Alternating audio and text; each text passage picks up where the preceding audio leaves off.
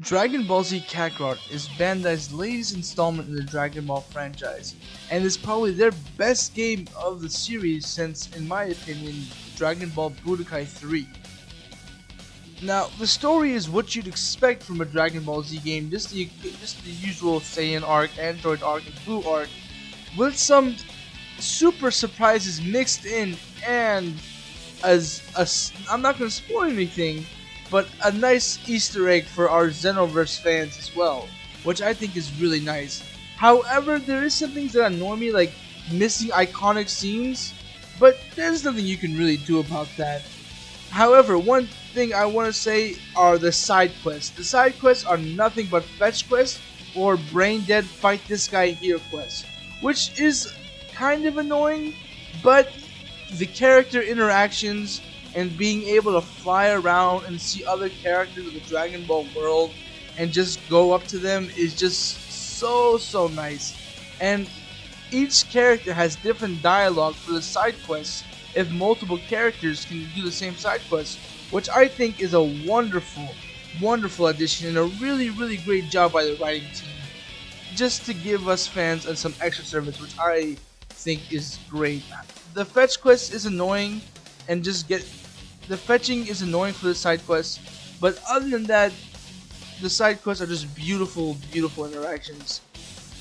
What also, since we're talking about what's annoying, is the collecting. I hate the collecting. I think the collecting should be changed to where using the skill upgrades the skill instead of collecting orbs and trying to upgrade certain skills to unlock other skills. I think that's boring, and using skills to upgrade them would allow players to upgrade their favorite skills more.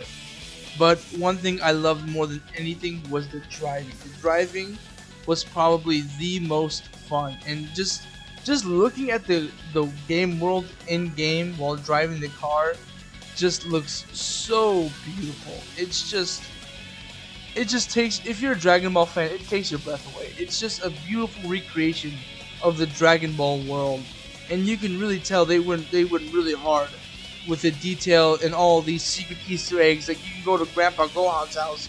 It's somewhere around Goku's house, but it's there. It's there. I found it. Yeah, but the driving. Let's get back to the driving. The driving. Oh, it was a lot more fun than I thought. I enjoyed it a lot more than I thought. And doing donuts while everybody's being attacked by Cell Juniors was just so enjoyable and just so much fun.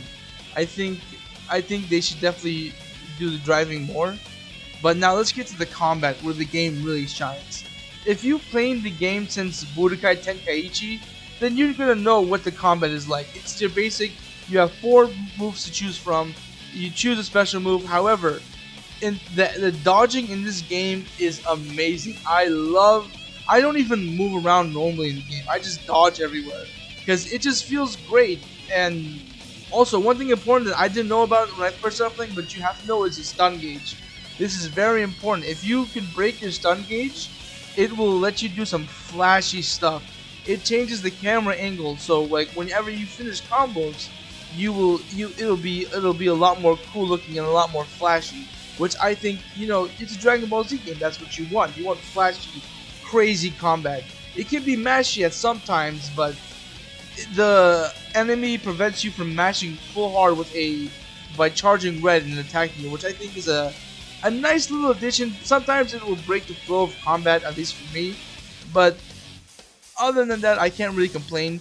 The Surge was another great addition, allowing you to chain together combo attacks and special moves by filling up a meter to the right of your health.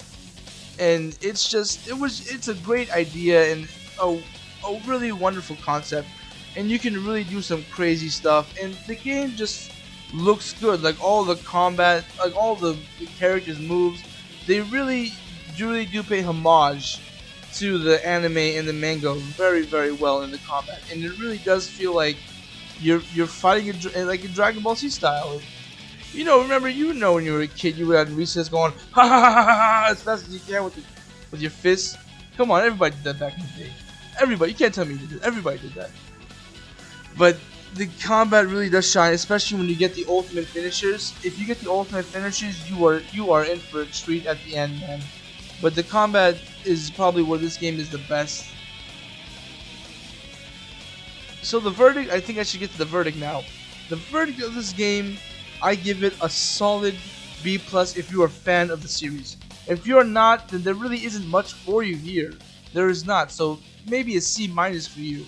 But if you're a hardcore Dragon Ball Z fan, and you've been a fan for a long time, then it's a B plus. Thanks for watching.